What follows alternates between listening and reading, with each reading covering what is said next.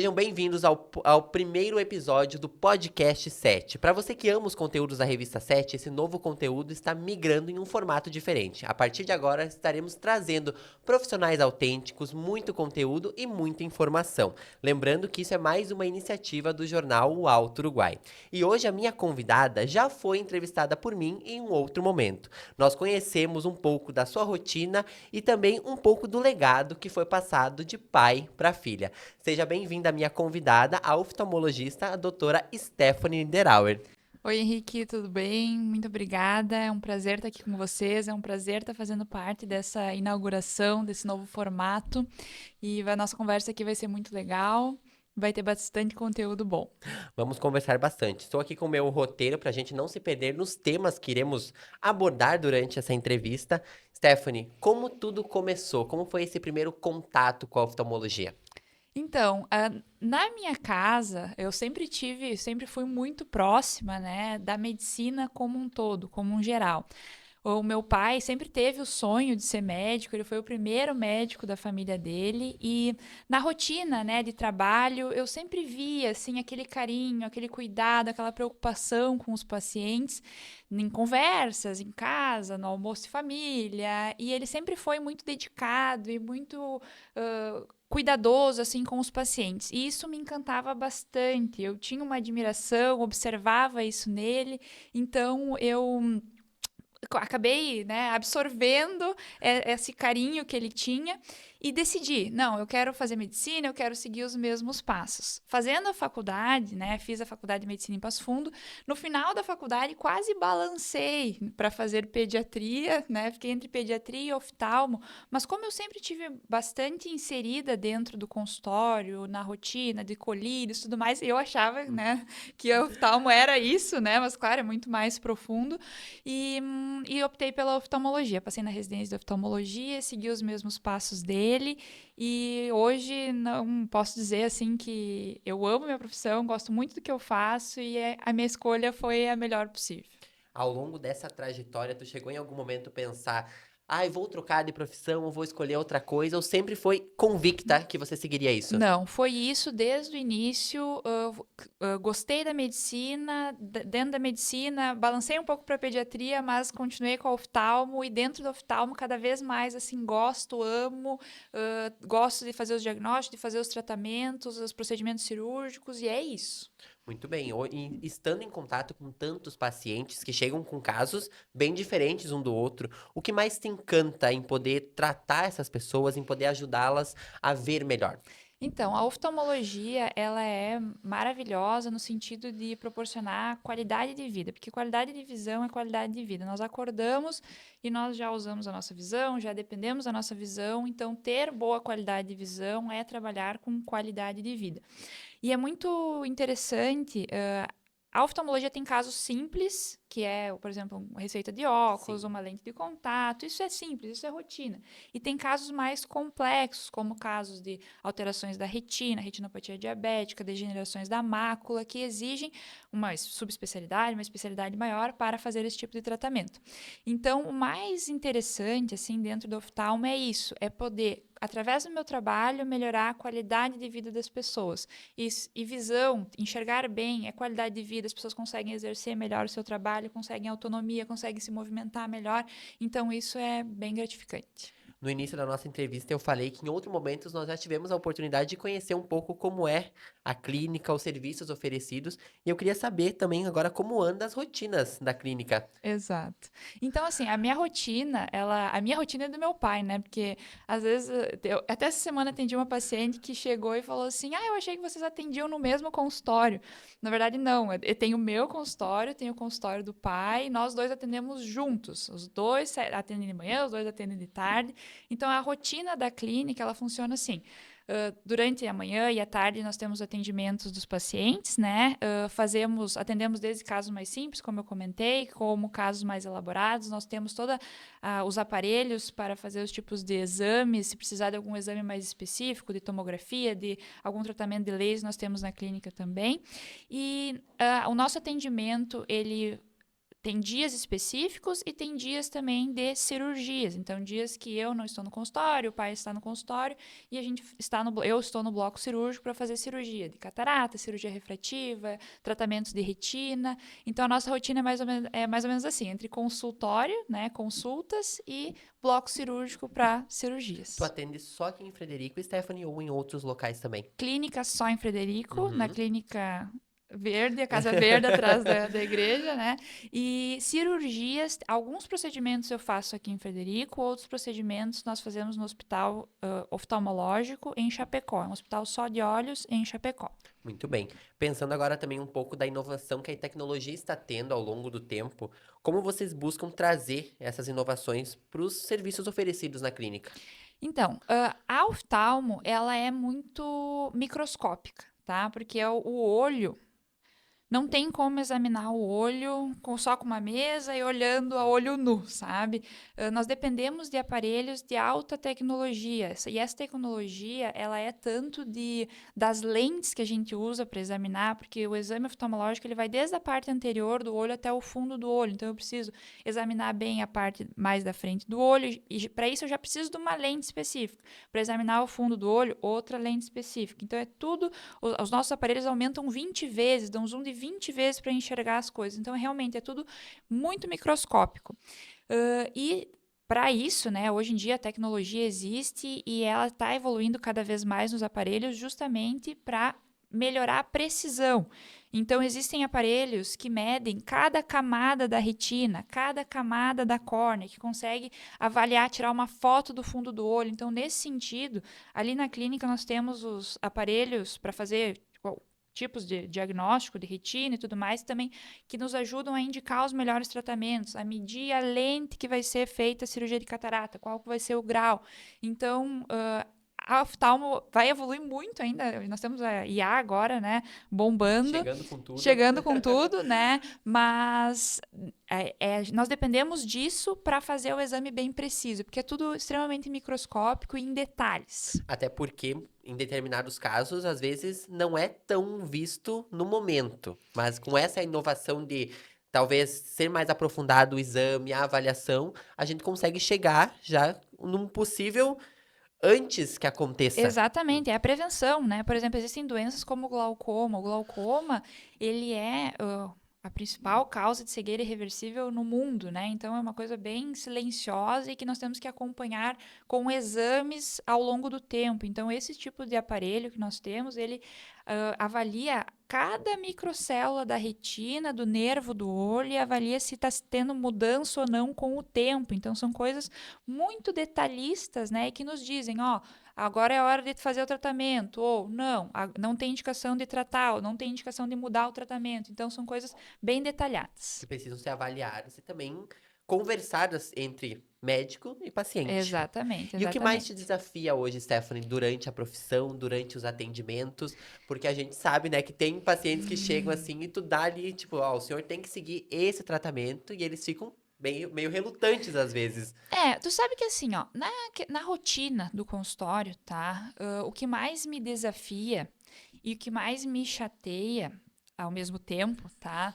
São as avaliações, os pacientes que vêm até mim já com um diagnóstico avançado ou que não sabiam daquela patologia. Por exemplo, assim, crianças, tá? Vou falar de cada faixa etária para dar um exemplo. Sim. Por exemplo, crianças que vêm lá com seus 6, 7, 8 anos de idade para a primeira avaliação oftalmológica. Isso já é tardio e aí é identificado, por exemplo, que aquela criança enxerga só de um olho, não enxerga do outro. E aí os pais falam, mas nunca a criança nunca falou, ele nunca falou que não enxergava, mas a criança acha que aquilo é normal para ela, tu entende? Então ela sempre viu o mundo daquela forma e só num exame oftalmológico a gente vai identificar que existe diferença de um Ela se olho para o outro. acostuma, né, com aquilo. Exato, e poderia ter sido diferente o desfecho se fosse estimulada a visão com a correção, com o grau desde pequeno, sabe? Isso é uma coisa que me corta o coração. Ou, por exemplo, pacientes que faziam avaliação com profissionais não médicos e aí chegam numa consulta na fase adulta e eu diagnostico alguma alteração de retina grave ou um glaucoma avançado, daí o paciente quer, mas eu quero trocar o meu óculos. mas o seu problema não é mais óculos. O Não senhor é perdeu. algo mais grave. Então isso é uma coisa que me desafia e por isso que eu bato tanto na tecla da prevenção. Às vezes as pessoas acham assim, mas fala muito, né, que tem que... É porque a gente vê isso no consultório. Chegam casos graves, avançados, irreversíveis muitas vezes, e que poderia ter sido diferente se fosse feita uma avaliação precoce, a prevenção fosse realizada. Então, isso é o que mais me desafia, sabe? Porque a rotina, assim, dos casos mais comuns de grau, de ceratocone, de alterações da retina, isso acaba sendo o dia a dia do oftalmologista. A gente tem bastante experiência, né, para fazer o tratamento, mas o desafio está nisso. Quando eu pego casos avançados por negligência, seja do paciente ou de algum outro tratamento realizado que não foi adequado, né, e aí a gente não consegue fazer nada para melhorar. E a consulta, né, com oftalmologia tinha que ser uma coisa periódica, porque hoje em dia a gente vai tendo momentos e às vezes a gente sente um desconforto no olho, acha que não é nada, tem Uhum. alguma coisinha incomodando, vou esperar porque não é nada, vou tomar um remedinho, algo assim, e às vezes é um problema que já tá se manifestando e a gente Exato. não sabe. Exato. A minha sugestão é assim, ó, nos últimos 2, 3 anos, 2 anos, tá, vai. Nos últimos 2 anos, você consultou? Por quê? Porque o exame oftalmológico ele vai te dar um parecer, né? O médico que vai te examinar, ele vai te dar um parecer. Ó, teu exame é maravilhoso, teu olho é perfeito, par da frente, fundo do olho, 10, não precisa usar óculos, tá tudo maravilhoso. Então, eu consigo te dar um intervalo maior entre as consultas. Talvez não precisa ser, né, anual. Eu posso te dar um pouco mais, 1 ano e meio, 2, até de intervalo. Show, bem tranquilo. Mas se for identificada alguma coisa e for feito um diagnóstico, nós vamos tratar isso antes, nós vamos prevenir que aconteça alguma coisa, e aí eu quero te ver daqui 6 meses, quero te ver, entendeu? Daí o médico vai te dizer assim o próximo intervalo. Até porque a gente sabe que ao longo desse período a gente é exposto a vários fatores Exato. climáticos, até hoje mesmo as telas, celulares, computadores, e isso afeta a visão de certa forma. E com Influencia. o tempo a gente vai, né, tendo aquela dificuldade. Eu vejo muito porque pessoas que eu conheço que às vezes estão com o celular no rosto e dizem assim: não tô enxergando, daí afasto. Agora eu Uhum, tô. uhum. E isso já é um problema que já está sendo Ex- identificado. exatamente, exatamente. É uma alteração do cristalino, né? Que é necessário fazer o uso da correção do óculos para melhorar a qualidade de vida. Muito bem. Pensando agora, Stephanie, na clínica de olhos Niederauer, com 25 anos de atuação, mais até 25. 25, tá bom. 25. Pensando nisso, quais os próximos passos da clínica? Pensando agora nos próximos 25 25 anos. anos. Então, seguir, né, o nosso trabalho sério, profissional e fazer, né, continuar as nossas atualizações, porque isso é muito importante também. Apesar de nós termos 25 anos, nós buscamos sempre a inovação, a atualização, porque as coisas mudam, os aparelhos estão cada vez mais modernos e aí nós estamos renovando frequentemente a nossa estrutura de tecnologias, trazendo o que tem de mais novo, de tratamentos de retina, de cirurgias e temos um plano de ampliação estrutural também, né? Então, para os próximos 25 anos aí A Casa Verde vai novidades. crescer. Teremos novidades, né? Então, isso é bem legal. E continuar as nossas atualizações, né? O que a gente vem fazendo já é um trabalho muito sério, muito com foco no paciente, personalizado. Então, seguir, né, essa vertente e manter as atualizações de congressos e é isso, Tudo que basicamente. envolve ali aprender e botar em prática. Porque assim, as coisas mudam, sabe? Então é bem importante estar atualizado para seguir cuidando bem dos pacientes e trazendo o que tem de melhor, né? Sim. Porque aqui em Frederico a gente consegue dar esse atendimento oftalmológico de ponta, assim, se tá aqui, ou tá nos Estados Unidos, ou tá na Europa, tu vai receber o mesmo tratamento. Então isso é bem importante. Ao longo da trajetória, tanto a sua como profissional, como a do seu pai, como é encontrar pacientes que vocês trataram, que hoje estão se sentindo melhor no termo de se ver, de ver o mundo bem, digamos assim. Como é receber esses feedbacks, Stephanie? Eu sempre fui muito feliz, eu fico babando, né, quando vejo meus pacientes, assim, É gratificante, tá? Porque quando nós fizemos cirurgia refrativa, por exemplo, um paciente que usa 6 graus, 5 graus, é um paciente que não vai no banheiro sem o óculos, que não acorda de manhã, é obrigado a colocar o óculos para fazer as atividades. Então, quando tu consegue libertar o paciente do óculos, se tem indicação, tudo segurança, né? Com os exames pré-operatórios, tudo certinho, é impressionante. O paciente, ele, meu Deus, mudou minha vida, mudou. Agora tenho mais vontade de fazer esportes, agora tenho mais vontade de, sabe, isso muda muito. Estimula a pessoa. Estimula a pessoa. Ou, por exemplo, assim, pacientes que fazem cirurgia de catarata. Meu Deus, a minha casa, a parede da minha casa eu achei que era amarela, agora tá branca, sabe? Coisas que não enxergavam antes. Esses dias atendi uma paciente que eu prometi pra ela, falei pra ela assim, ó, nós vamos fazer cirurgia e você vai voltar a costurar, porque ela queria muito voltar a costurar.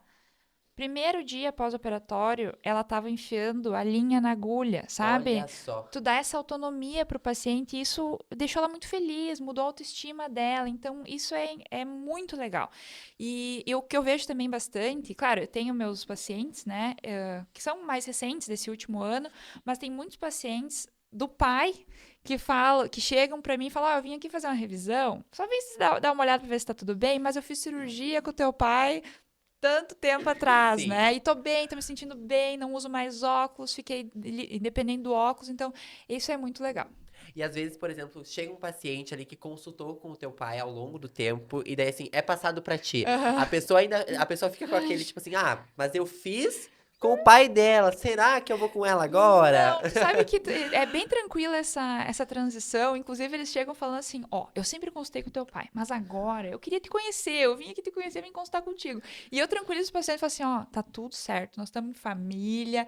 Depois, né, qualquer coisa eu comento alguma coisa do teu caso com meu pai, mas nós estamos tudo em família, tudo certo. O bom é que assim conforta o paciente, porque Aham, muitas vezes o paciente tem aquele apego, né, pelo profissional aham, e fica com aham, receio, né? Tipo, aham. ai, será que vou? Será que não Aham, vou? Mas exato. é muito Não, bom. por isso que eu fiz essa questão também dos dois consultórios, porque o pai tem os pacientes fiéis dele. Tem os pacientes fiéis que são pacientes dele, que vão continuar indo com ele e querem ser sempre atendidos por ele. E tá tudo bem, né? Sim. Porque tem um carinho, né? Imagina, vou olhar lá no meu oftalmo, não sei o que, contra ele, conversar, tudo mais. Então, muito tranquilo. E tem os pacientes que já gostam, né, de conhecer uma pessoa nova, que já vem consultar comigo, ou daqui a pouco, o que acontece bastante, assim, é que os pacientes de retina, como eu sou especialista em retina, então pacientes que exigem tratamentos de retina, aí o pai já fala assim, ó, a próxima consulta eu quero que tu vá com a Stephanie, então os pacientes já vêm para mim.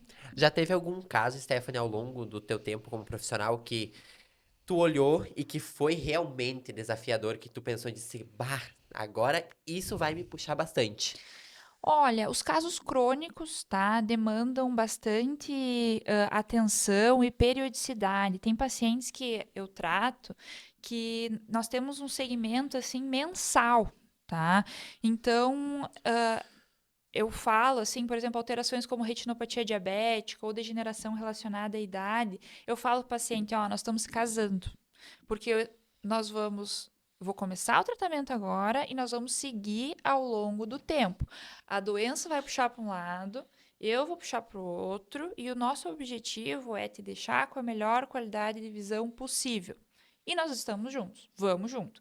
E aí, nós acompanhamos mensalmente, fazemos exames, às vezes é necessário algum tratamento, e às vezes a doença puxa mais, e De eu novo, vou trato, mas eu brigar vou brigar também. de novo, sabe?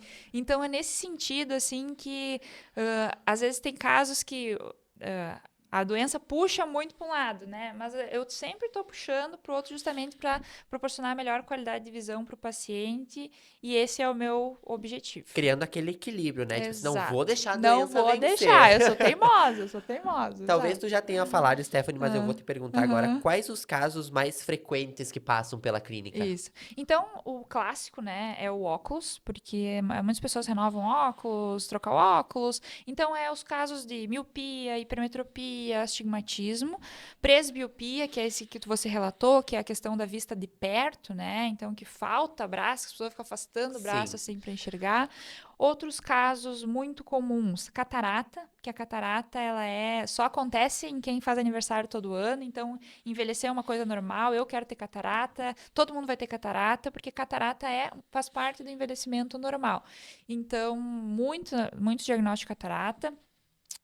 Pacientes mais jovens, assim, casos de ceratocone, que é uma alteração do formato da córnea, que tem um fator genético, mas também tem relação com o ato de coçar os olhos, e alterações da retina. E aí pode ser do diabetes, da idade, oclusões, então isso mistura bastante pela minha especialidade. Sim. Agora pensando também em questão não somente dos casos, mas também muitas vezes, não sei se aconteceu já, mas te chamam para palestrar, por exemplo, em escolas para falar, né, sobre a saúde ocular. Como é para Aham. ti lidar também com esses públicos, porque tu também vai lá relatar um pouco do teu trabalho e trazer essa ênfase que eles saibam que qualquer probleminha eles precisam procurar. Isso, já fui em várias empresas, principalmente, grandes, para palestrar sobre a prevenção de acidentes do trabalho. E aí eu aproveito, já comento sobre isso, né? E a maioria das empresas, assim, usam bastante telas, então as orientações relacionadas ao uso de telas, né? Da questão de piscar os olhos, ingesta de líquido para manter os olhos lubrificados, a ergonomia, a posição com que se trabalha na tela também é importante. Algumas profissões que têm riscos de voar alguma coisa no olho, de lesão, né? O pessoal que usa solda também tem risco de queimaduras. Então, o meu papel nesse tipo de apresentação é justamente a prevenção. E aí eu friso também essa questão de, tem genética, tem pai e mãe que usa óculos, tem alguma alteração até reumatológica, assim, doenças reumatológicas podem gerar tipos de inflamação oculares. Que tem diabetes, tem que passar por uma avaliação, sabe? Porque isso é bem A importante. questão estética também, hoje em dia, que a gente se depara com extensões de cílios, que tem, às vezes, produtos fortes que às vezes causam irritação, às vezes podem ocorrer também de dar problemas na visão. Pode. A estética tá, tá exagerando, sabe? Porque eu vou até comentar uma outra coisa relacionada à estética. A extensão de cílios, eu não sou, eu não vou dizer que eu sou contra, tá? Porque nós buscamos, né, um visual mais belo, é normal, eu sou a favor disso, eu gosto da maquiagem, eu gosto de... Então, assim, não vou falar que eu sou contra, tá? Mas qual que é a importância, o que que a gente tem que cuidar em relação a isso? Os cílios, quando colocados à extensão, reduz a probabilidade de fazer a higienização correta. E quando acumula, a raiz dos cílios é que nem a raiz do cabelo, Sim. ela fica oleosa. E esse excesso de oleosidade, esse resto de pele na raiz dos cílios, pode irritar o olho, deixar o olho vermelho e causar um tipo de inflamação que a gente chama de blefarite. Então, qual que é a orientação? Vai fazer extensão de cílios? Pode fazer, tá? Mas tem que fazer a higienização da raiz dos cílios de forma correta, porque senão isso pode causar mais prejuízo do que benefício. Outra coisa também relacionada à estética, nos último mês, foi visto que subcelebridades, celebridades fizeram um tipo de cirurgia para troca da cor dos Cor dos olhos, olhos. né? Esse tipo de cirurgia no Brasil, ele não é autorizado, ele tem muitos riscos associados a esse tipo de cirurgia, então ele só é indicado no Brasil para olhos já sem visão, para a estética de olhos cegos, tá? Então, olhos saudáveis, para fins puramente estéticos, Não não é é indicado. recomendado. Tem que ter essa parte, digamos, desse tema de troca de cor dos olhos. Seria, digamos assim, para uma pessoa cega, a fim de melhorar a Uhum. questão visual. Estética, porque o que acontece? Tem olhos que não têm visão, que são, por exemplo, totalmente brancos, né? Sim. Então isso incomoda a pessoa de forma estética, mas quando realizado esse procedimento não vai causar nenhum prejuízo visual, né? Que é o principal risco de fazer isso em olhos saudáveis. Não, e a gente viu o risco porque agora na mídia está ocorrendo comentários que as pessoas fazem, muitas vezes ficam quase cegas É, devido à cirurgia. isso, na verdade, assim, é um desserviço, tá? Para a humanidade. Porque existem cirurgias oftalmológicas muito bem indicadas, tá? E que melhoram a qualidade de vida, de visão e com riscos, menos de 1% de risco. E aí aparecem essas pessoas fazendo esse tipo de cirurgia que tem vários riscos, né? E acaba que confunde as pessoas em relação e assusta as pessoas em Sim, relação às cirurgias oftalmológicas. Então, isso é bem importante diferenciar. Essa cirurgia cirurgia da troca da cor dos olhos não tem nada a ver com a cirurgia refrativa para independência dos óculos e nem com a cirurgia de catarata para troca da catarata por uma lente transparente. Não, e as pessoas se expõem, na verdade, a uma situação que estão bem com a saúde dos seus olhos, se colocam nessa cirurgia e aí começam os problemas. Exatamente. Pensando nisso agora, Stephanie, o que você quer, agora como profissional, estando aqui comigo, que as pessoas soubessem sobre a prevenção ocular? Então, eu acho que a informação é muito importante. Então, assim, se cuidar assim da questão genética, existem muitas alterações oftalmológicas que são genéticas. Então, observar, minha mãe tem alguma alteração oftalmológica, seja uso de grau, seja algum tratamento. Meu pai tem alguma coisa de grau, faz algum tratamento.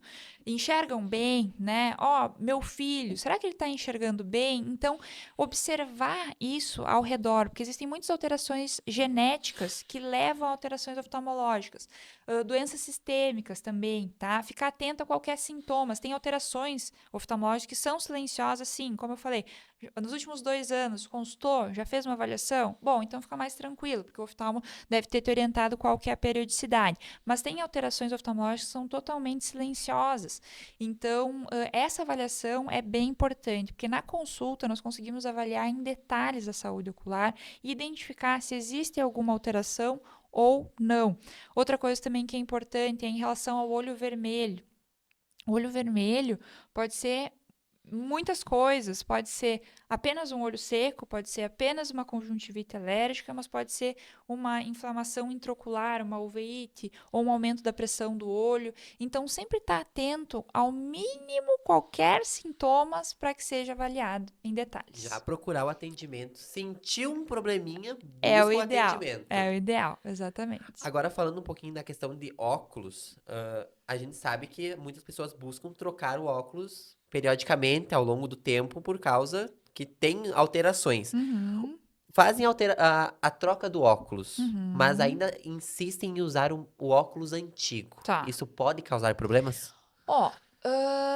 O óculos, na primeira década de vida é o período de definir quanto de visão você vai ter no futuro. Então, na primeira década de vida, o fato de não usar o óculos, se tivesse indicação de usar o óculos, gera prejuízos definitivos ao longo da vida. Sim. Mas depois, pensando assim, no adolescente, no adulto, se tem o óculos novo e tem o óculos antigo e insiste em usar o antigo, vamos supor, ou daqui a pouco um tá em casa e o outro tá no trabalho e daí fica mudando. As duas únicas coisas que isso interfere, tá? Que é a relação do conforto, tá? Porque a partir do momento que se está usando um óculos desatualizado, o olho, ele força para dar uma melhor qualidade de visão. Então, pode ser que o paciente sinta dor de cabeça, cansaço ocular, sentir os olhos mais pesados, tá? Então, nesse sentido, é um prejuízo, tá? E a qualidade de visão não vai estar tão boa, tá? Mas o óculos, numa faixa etária mais avançada, ele serve única e exclusivamente para melhorar os sintomas de cansaço ocular e melhorar a qualidade de visão. Muitos pacientes sentem culpa, assim, tipo assim, ou até tem graus leves, né? E usam óculos para atividades específicas. Por exemplo, eu uso óculos para dirigir de noite, ou uso óculos para estudar porque me sinto melhor. Não tem problema. O fato de não usar o óculos não vai causar com que esse grau aumente ou vai prejudicar a saúde ocular, tá? Então, o óculos serve exclusivamente para melhorar a qualidade de visão e não gerar sintomas de cansaço. Eu fiz essa pergunta porque já tive um caso na família, né? Minha avó Uhum, que uhum. trocou o óculos e cismava usar o óculos antigo e eu teimava com ela, dizer, vó, você precisa usar o óculos novo. E ela, Exato. não, mas eu me sinto melhor com esse, mas Viu? já trocou, usa o novo. E Viu? dela, não, mas eu não gosto. Agora Viu? é bom saber dessa informação, vou Não, fazer ela tá, assistir. tá autorizada, tá? Mas desde que isso não gere sintomas, né? De dor de cabeça, cansaço, esse tipo de coisa. Agora também pensando, um conselho seu que você daria para quem ainda negligencia os cuidados com os olhos. Olha, o meu conselho é: a visão é um sentido tão precioso, tão importante, né? Nós estamos a todo momento usando a visão. Acordou, Tá usando a visão para tudo, tá usando a visão para se locomover, tá usando a visão para trabalhar, tá usando. Então, é um bem muito precioso. E ela tem valor. Então, esse é o meu principal conselho. Ó, quanto a visão é importante na tua vida? Muito provavelmente é muito importante, assim como é na minha vida, assim como é na sua vida. Então, vale a pena ter esse cuidado, vale a pena pensar nisso, em passar por uma consulta oftalmológica para cuidar disso, para ter certeza que está tudo bem, para ter certeza que não tem nenhuma alteração que no futuro possa levar a algum prejuízo na qualidade de visão.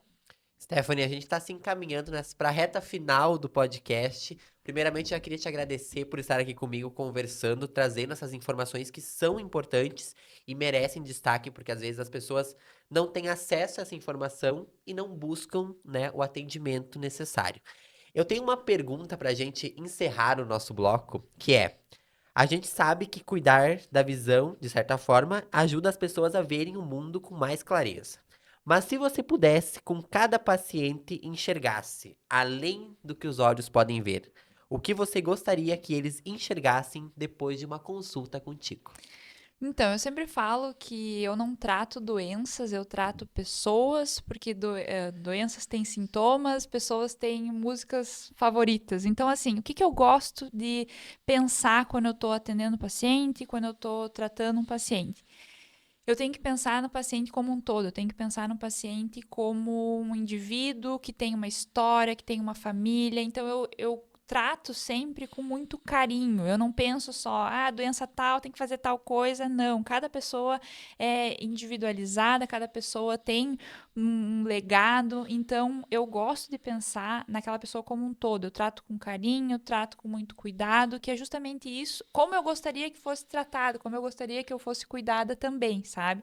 Então, eu acho que esse amor à minha profissão, o amor ao cuidado do paciente, assim, ele é importante e os pacientes sentem isso e ficam muito felizes e gratos e retornam e recebam muitos presentes também, sabe? Aquela coisa assim que vai além da consulta, que vai além daquela alteração que o paciente precisou de mim para que eu atendesse ele.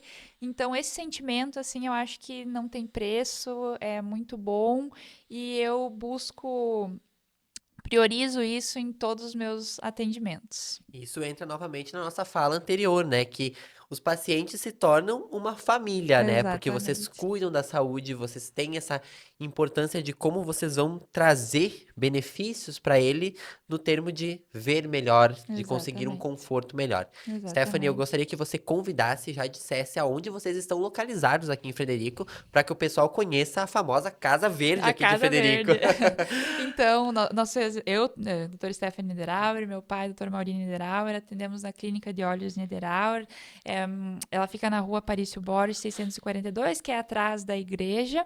Eu vou deixar também o nosso telefone, né, para quem quiser precisar de atendimento, é 55-99964-4411.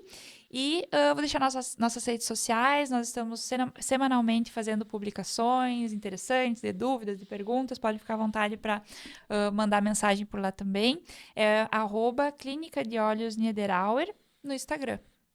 Muito bem. Então, o convite está feito, endereços, redes sociais. Então, o Todos os pessoal aí canais. não tem mais desculpa para não buscar o Exatamente. atendimento, né? Sentir um desconforto nos olhos, busca a doutora Stephanie, doutor Mauri, que eles vão te dar um melhor atendimento. Stephanie, eu queria te agradecer por ter aceitado o meu convite para estar aqui comigo, debatendo sobre esse assunto que é tão importante, né? Que você vivencia todos os dias. Muito obrigada, tá? Por ter vindo até o podcast 7 para falar sobre isso. Muito obrigada, é uma honra estar aqui com vocês, é uma honra estar inaugurando esse novo quadro, vai ser um sucesso. Muito bem. E para você que acompanhou esse primeiro episódio do podcast 7, não perca, porque ao longo das próximas semanas nós estaremos trazendo mais convidados com muito conteúdo, profissionalismo para vocês. Até o próximo.